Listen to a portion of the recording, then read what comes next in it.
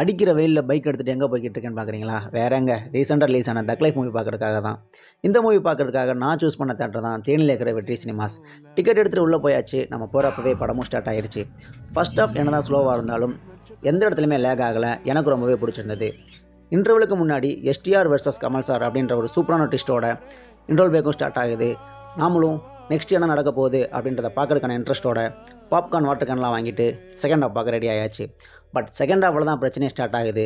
கதை ஒரு இடத்துலேருந்து இன்னொரு இடத்துக்கு நகரவே இல்லை. என்ன தான் அந்த படத்தில் எல்லா ஆக்டர்ஸுமே நல்லா நடிச்சிருந்தாலும், ரவிகே சந்திரனோட சினிமாட்டோகிராஃபி நல்லா இருந்தாலும், ஏஆர் ரஹ்மான் சூப்பராக மியூசிக் போட்டிருந்தாலும், பிலோ ஆவரேஜான ஸ்க்ரீன் பிளேனால, ரொம்பவே ப்ரிடிக்டபிளான ஒரு ஸ்டோரினால மணிரத்னம் சாரே எடுத்திருந்தாலும் இந்த படம் இன்றைக்கி ஒரு ஆவரேஜான மூவியாக இருக்குது.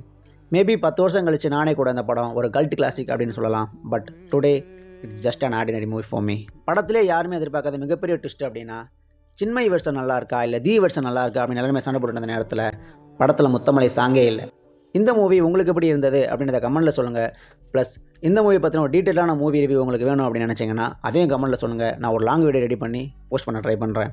அதுவரை உங்களிடமிருந்து விடைபெறுவது நான் உங்கள் Yazhan. This is Yazhan's life style.